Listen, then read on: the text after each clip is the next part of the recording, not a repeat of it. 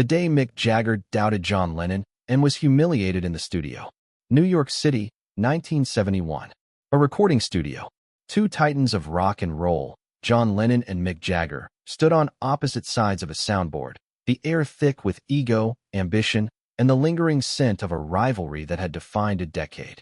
What began as a seemingly innocuous studio visit quickly escalated into a tense, brutal confrontation over a single, unfinished song. Jagger's dismissive comments pushed Lennon to a breaking point, culminating in a raw, explosive performance that not only humiliated Jagger but revealed a disturbing truth about the terrifying depths of John Lennon's artistic fury when pushed too far. The year is 1971. New York City, that relentless engine of ambition and reinvention, was a city of furious contradictions. The Vietnam War raged overseas, tearing families apart, fueling a growing sense of disillusionment and anger across the nation.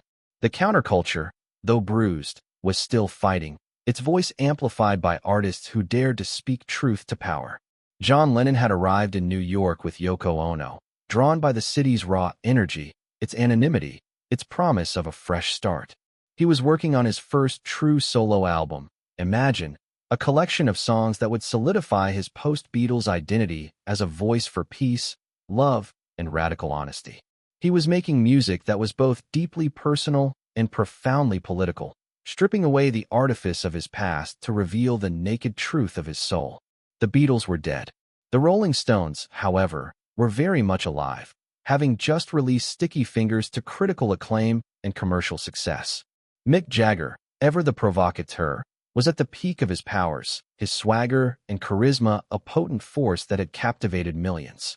The rivalry between the Beatles and the Stones had been a defining narrative of the 1960s, a carefully constructed narrative of good boys versus bad boys, pop versus blues, clean-cut versus dangerous.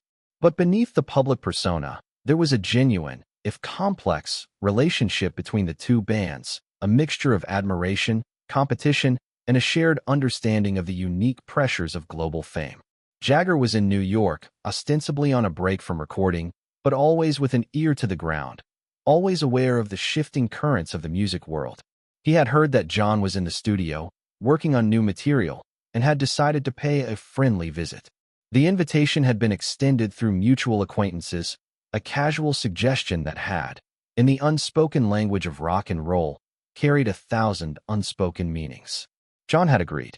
He respected Jagger's talent, his stage presence, his undeniable charisma. But he also knew Jagger's reputation for sharp-tongued wit, his penchant for provocation, his subtle, almost imperceptible way of undermining those he perceived as rivals. He knew that Jagger's support would come with a price, a subtle challenge, a test of his post-Beatles relevance. The recording studio was a familiar space, a place where John felt most at home, most in control. But on this particular day, the air was thick with something else: ego, ambition, and the lingering scent of a rivalry that had defined a decade. The engineers and assistants, usually a stoic, unflappable crew, moved with a heightened sense of awareness, sensing the unspoken tension that crackled between the two titans. John was working on a new song, a raw, unfinished piece that was still taking shape, its lyrics a jumble of half-formed thoughts, its melody a tentative whisper. He had been struggling with it for days, wrestling with its meaning, its structure, its emotional core. It was a vulnerable moment, a moment of creative uncertainty, a moment that John, in his usual guardedness, would have preferred to keep private. But Mick Jagger was there, and as John played the unfinished song, a tentative, almost hesitant melody, Jagger's dismissive comments, fueled by a potent mix of arrogance and insecurity, began to push Lennon to a breaking point. A breaking point that would culminate in a raw, explosive performance that not only humiliated Jagger in front of a stunned crew, but also revealed a disturbing truth about the fragile nature of genius, the corrosive power of rivalry, and the terrifying depths of John Lennon's artistic fury when pushed too far. Hey, before we continue with this incredible story, I need to give you an important warning. Many subscribers have reported that YouTube has removed their subscriptions without notice. Just take a quick look at the red button below to make sure you're still subscribed to the channel. I don't want you to miss any of the exclusive content that's coming up. And while you're there, Leave that powerful like that helps me a lot with the algorithm. Oh, and tell me in the comments, which city are you watching from? I love getting to know every amazing person who is part of this community. Your participation makes all the difference. Let's interact. John Lennon in 1971 was a man in transition. He was 31 years old, and the weight of his own history pressed down on him with an almost physical force. The Beatles were a decade in the past, their dissolution a wound that had never fully healed. His solo career, while marked by moments of brilliance, often felt like a desperate search for a new identity, a new voice, a new way to exist in a world that still saw him primarily as a Beatle. He was a man of intense passions and equally intense aversions. He loved fiercely, hated deeply, and felt everything with a raw, unfiltered intensity that often overwhelmed those around him. He was a man of extremes, capable of both profound tenderness and brutal honesty, of both soaring idealism and cynical disillusionment. Mick Jagger, in contrast, was a man of calculated performance. His stage persona, his public image, his very existence, was a carefully constructed edifice of swagger, charisma, and a subtle, almost imperceptible way of undermining those he perceived as rivals. He was a master of the subtle jab, the backhanded compliment, the dismissive glance that could cut deeper than any direct insult. He arrived at the studio with a small entourage, his usual air of casual arrogance amplified by the knowledge that he was entering John's domain, a space where John was supposed to be in control. He greeted John with a practiced smile, a casual embrace, and a series of seemingly innocuous comments that, to John's finely tuned ear, carried 1,000 unspoken meanings. "So, this is where the magic happens, Johnny?" Jagger drawled, his eyes sweeping across the studio, lingering on the unfinished song lyrics scattered across the console. "Looks a bit sparse. Not quite the Abbey Road spectacle, is it?" John bristled. He knew Jagger's game. He knew the subtle art of the put-down, the way a seemingly innocent comment could carry a hidden barb. He had played that game himself, for years, with Paul, with George, with anyone who dared to challenge his authority. But now, in this vulnerable moment, with an unfinished song laid bare, Jagger's words felt like a direct assault on his creative integrity. He tried to deflect, to respond with his usual sardonic wit, but the words caught in his throat. He was tired. Tired of the games, tired of the rivalry, tired of the constant need to prove himself. He just wanted to make his music, to find his voice, to be free from the shadows of his past. He picked up his guitar, a battered acoustic, and began to play the unfinished song. It was a raw, haunting melody, its lyrics a jumble of half-formed thoughts, its emotional core a desperate yearning for peace, for solace, for a moment of quiet in a world that was constantly screaming. Jagger listened, his expression impassive, his eyes fixed on John. And then, as John finished the tentative melody, Jagger spoke. His voice was casual, almost dismissive, but his words cut like a knife. "It's interesting, Johnny," Jagger drawled, a faint smirk playing on his lips. "A bit introspective, wouldn't you say? Not quite the usual Lennon fire. Almost sounds like you're searching for something. Lost your way a bit, have we?" The words hung in the air, heavy with unspoken meaning. Jagger's implication was clear. John Lennon, without the Beatles, was adrift, creatively stalled, a shadow of his former self. He was doubting John's relevance, his genius, his very ability to make music that mattered. John's hand tightened on the neck of his guitar. A cold fury began to simmer within him, a familiar, terrifying rage that had been suppressed for years, buried beneath layers of fame and expectation. He had faced down screaming crowds and aggressive journalists, and the most powerful men in the music industry. But Jagger's dismissive comments, his subtle undermining of his creative integrity, pushed him to a breaking point. He looked at Jagger, his eyes burning with an intensity that made the engineers and assistants in the room shift uncomfortably. He did not speak. He did not need to. His gaze, his posture, his very presence communicated a single, unmistakable message. "You have gone too far." The air in the studio crackled with an unspoken tension. Jagger, sensing John's fury, a flicker of something akin to fear in his eyes, tried to backtrack, to soften his words, to dismiss his comments as a joke, a friendly jab. But it was too late. John Lennon, pushed to a breaking point, was no longer interested in playing games. He stood up, his guitar still clutched in his hand, and walked to the microphone. His movements were deliberate, almost ritualistic, as if he were preparing for a battle. The engineers, sensing the shift in energy, exchanged nervous glances. They had seen John angry before, but this was different. This was a cold, simmering rage, a profound artistic fury that threatened to consume everything in its path. "You think I'm lost, Mick?" John's voice was low, almost a whisper, but amplified by the microphone. It filled the studio with a chilling intensity. "You think I've lost my fire? You think I've lost my way?"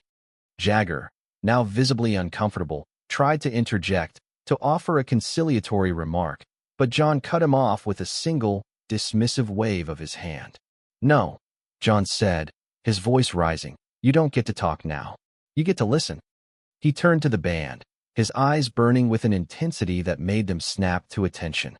"Boys," he commanded, his voice firm, authoritative. "Play that song, the one I was just playing. But this time, play it like you mean it. Play it like your lives depend on it." The band, accustomed to his spontaneous shifts, launched into the unfinished song. But this time, it was different. The tentative melody, the hesitant rhythm, the raw, unfinished lyrics, all of it was infused with a new energy, a new intensity, a new sense of purpose. John began to sing, his voice raw, guttural, filled with a profound sense of anger, of frustration, of a desperate yearning for truth. The lyrics, which had been a jumble of half-formed thoughts just moments before, now flowed from him with a searing clarity, a brutal honesty that cut through the air like a knife. He was not just singing the song, he was living it.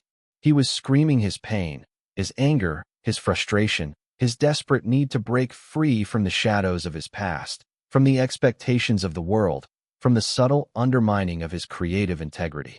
He was pouring his entire being into every note, every word, every raw, visceral sound. The engineers, stunned by the sudden, explosive transformation, scrambled to adjust the levels, to capture the raw, unadulterated fury that was erupting from the studio. They had never heard John sing like this before, not even in his most primal, most confessional moments. This was something else entirely. This was a man pushed to the edge, unleashing a torrent of artistic fury that threatened to consume everything in its path. Jagger, who had been standing with his arms crossed, a faint smirk on his face, now stood frozen, his eyes wide with a mixture of shock and something akin to fear. The casual arrogance had vanished, replaced by a profound sense of humiliation. He was witnessing something he had not anticipated, something that defied his carefully constructed persona, something that exposed the fragile nature of his own genius. John's voice soared, a raw, primal scream that filled the studio, reverberating through the walls, shaking the very foundations of the building. He was not just singing. He was exorcising his demons, purging himself of the accumulated weight of a decade of fame, of expectation, of subtle undermining. He was reclaiming his voice, his power, his artistic autonomy, in a single, explosive moment of raw, unadulterated fury. When the song finally ended, the studio was silent. The band stood frozen, their instruments still clutched in their hands, their faces etched with a mixture of awe and exhaustion. The engineers sat motionless at the console, their hands still hovering over the faders, their eyes wide with a mixture of shock and disbelief. And Mick Jagger, the king of swagger, the master of provocation, stood utterly humiliated, his face pale, his eyes fixed on John, a profound sense of defeat etched into every line of his body. He had come to challenge John Lennon, to gauge his post-Beatles relevance, to subtly undermine his creative integrity. He had succeeded only in unleashing a torrent of artistic fury that had not only humiliated him in front of a stunned crew, but had also revealed a disturbing truth about the terrifying depths of John Lennon's genius when pushed too far. The silence in the studio was deafening. It hung heavy in the air, thick with the residue of John Lennon's raw, explosive performance. The band, the engineers, the assistants, all of them stood frozen, their eyes fixed on John, who stood at the microphone, his chest heaving, his body trembling with the aftermath of his artistic fury. He did not look at Jagger. He did not need to. The humiliation etched on Jagger's face was palpable, a silent testament to the power of John's performance. Jagger, who had always prided himself on his ability to control any room, any situation, now stood utterly disarmed, his usual swagger replaced by a profound sense of defeat. John slowly lowered his guitar, his gaze sweeping across the stunned faces in the studio. He saw the awe, the shock, the profound understanding of what had just transpired. He had not just sung a song. He had unleashed a primal scream, a raw, unfiltered outpouring of his soul that had stripped away all the artifice, all the layers of fame and expectation, and exposed the naked truth of his artistic fury. He turned to the engineers. "Did you get that?" he asked, his voice hoarse but firm. "Every single note, every single word, every single scream."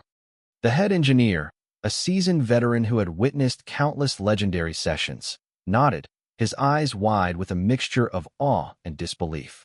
"We got it, John," he said, his voice barely a whisper. "Every single bit of it. It's incredible." John nodded, a faint, almost imperceptible smile playing on his lips. He had proven his point. He had reclaimed his voice. He had asserted his artistic autonomy, not with words, but with the raw, visceral power of his music. He turned to Jagger, his gaze piercing, unyielding. "So, Mick," he said, his voice low but clear, "still think I've lost my fire? Still think I've lost my way?" Jagger, who had been standing with his arms crossed, his head bowed, slowly looked up. His face was pale, his eyes filled with a mixture of shame and grudging admiration. He tried to speak, but the words caught in his throat. He had nothing to say. He had been humiliated, utterly and completely, in front of a stunned crew, by a man he had sought to undermine. He simply nodded, a silent acknowledgement of John's triumph, of his own defeat. He had come to challenge John Lennon, to gauge his post-Beatles relevance, to subtly undermine his creative integrity. He had succeeded only in unleashing a torrent of artistic fury that had not only humiliated him, but had also revealed a disturbing truth about the terrifying depths of John Lennon's genius when pushed too far. Jagger turned and walked out of the studio, his usual swagger replaced by a slow, almost defeated shuffle. He did not look back. He did not speak. He simply left, leaving behind a silence that was thick with the residue of his humiliation and the profound, unsettling truth of John Lennon's artistic fury. John watched him go, his expression impassive. He had won the battle, but the victory felt hollow, tinged with a profound sense of exhaustion, of sadness. He had proven his point, but at what cost? The corrosive power of rivalry, the fragile nature of genius, the terrifying depths of his own artistic fury, all of it had been laid bare in that single, explosive moment. He turned back to the band, his gaze softening. "All right, boys," he said, his voice weary but firm. "Let's take a break. I think we've earned it." The band, relieved by the sudden release of tension, began to pack up their instruments, their movements slow, deliberate, as if they were moving through a dream. They had witnessed something extraordinary, something unforgettable, something that would forever alter their understanding of John Lennon, the artist, the man. The raw, explosive performance that had humiliated Mick Jagger in the studio that day became a legendary bootleg, whispered about in hushed tones among a select few. It was never officially released, never heard by the wider public, but its existence, its raw power, its undeniable truth, permeated the music industry like a ghost, a silent testament to the terrifying depths of John Lennon's artistic fury. John, for his part, never spoke publicly about the incident. He never gloated, never reveled in Jagger's humiliation. The victory, though profound, felt hollow, tinged with a profound sense of exhaustion, of sadness. He had proven his point, but at what cost?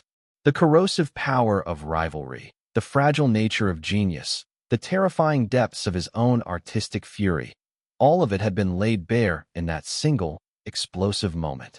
The song, the unfinished piece that had triggered the confrontation, was eventually completed and released on Imagine. It was a powerful, haunting ballad, its lyrics a profound meditation on peace, love, and the illusion of separation. But for those who knew the story, for those who had heard the bootleg, the song carried a hidden layer of meaning, a subtle echo of the raw, explosive fury that had given birth to it. The incident left unseen scars on John Lennon. The victory, though satisfying in the moment, had come at a price. It had reinforced his deep-seated distrust of the music industry, his profound skepticism of fame, his relentless pursuit of authenticity. It had taught him that even his closest rivals, even those who shared his passion for music, could be driven by ego, by insecurity, by a subtle, almost imperceptible need to undermine those they perceived as a threat.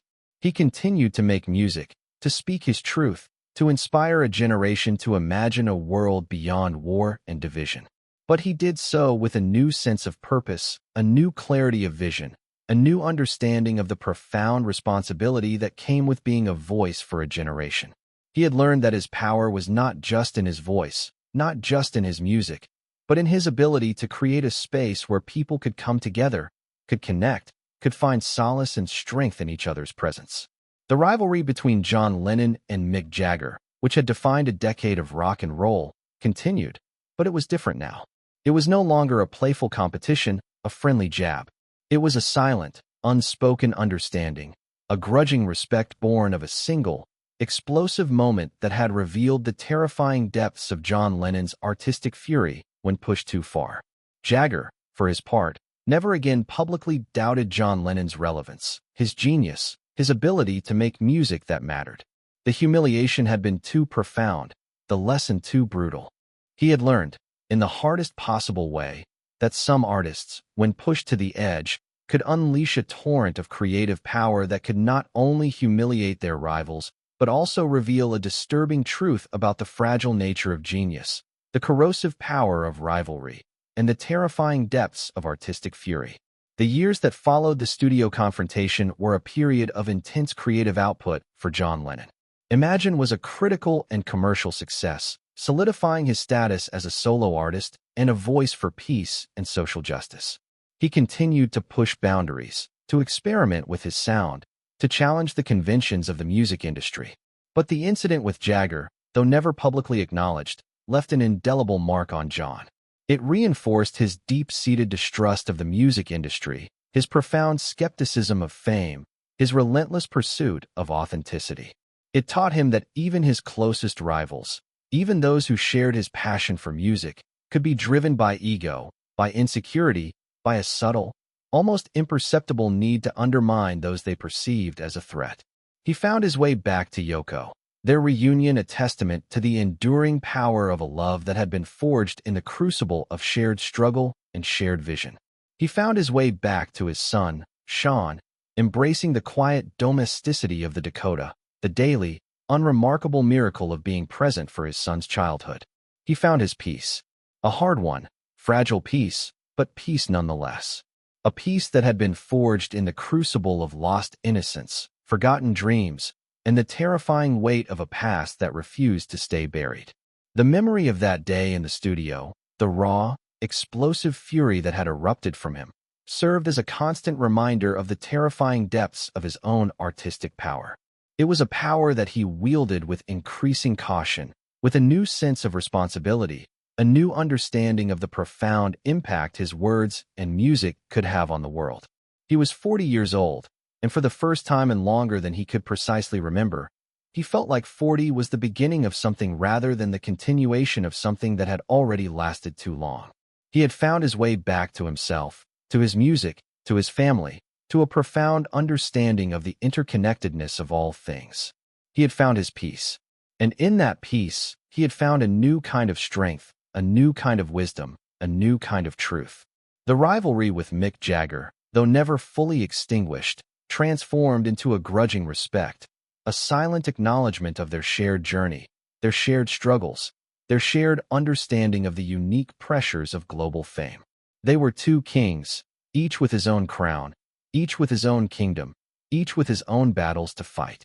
And in the quiet moments, when the lights were off and the crowds were gone, John would sometimes remember that day in the studio, the raw, explosive fury that had erupted from him, the look on Jagger's face, the profound humiliation that had been etched into every line of his body. And he would know, with a chilling certainty, that he had won the battle, but at a cost. The cost of revealing a part of himself that he had always preferred to keep hidden, a part of himself that was both terrifying and exhilarating, a part of himself that was the very essence of his genius. New York City, 1980. The recording studio where John Lennon had humiliated Mick Jagger was long gone, replaced by a gleaming glass tower. The bootleg recording of that raw, explosive performance was still whispered about in hushed tones among a select few, a testament to the terrifying depths of John Lennon's artistic fury. John Lennon died on December 8, 1980, on the pavement outside the Dakota Building in New York City. He was 40 years old. The peace he had found in the years of seclusion, the domestic quiet of bread and music, and the daily, unremarkable miracle of being present for his son's childhood, all of it ended on a pavement on Central Park West on a Monday evening in December. Mick Jagger, in the decades since John's death, has spoken about him with a mixture of admiration, respect, and a subtle, almost imperceptible hint of the profound humiliation he had experienced in that studio. He has acknowledged John's genius, his artistic integrity, his unwavering commitment to his truth. But he has never, publicly, spoken about the specific incident, the raw, explosive performance that had humiliated him in front of a stunned crew. The rivalry between the Beatles and the Rolling Stones, which had defined a decade of rock and roll, continues to be debated, analyzed, and celebrated by fans and critics alike. But for those who knew the truth, for those who had heard the whispered legends, the rivalry carried a hidden layer of meaning, a subtle echo of the raw, explosive fury that had erupted in that studio, a testament to the terrifying depths of John Lennon's artistic power. New York City breathes. The world turns. The music plays. And in the silence between what was said and what was left unsaid, between the public narrative and the private truth, between the rivalry and the respect, the most important question remains. What if the most profound moment of John Lennon's post-Beatles career was not a song, not an album, not a political statement, but a single, raw, explosive performance in a recording studio, triggered by the dismissive comments of a rival, a performance that not only humiliated Mick Jagger, but also revealed a disturbing truth about the fragile nature of genius, the corrosive power of rivalry, and the terrifying depths of John Lennon's artistic fury when pushed too far, leaving behind an echo that continues to resonate, a testament to the enduring power of artistic integrity, the unwavering commitment to truth, and the terrifying responsibility that comes with being a voice for a generation.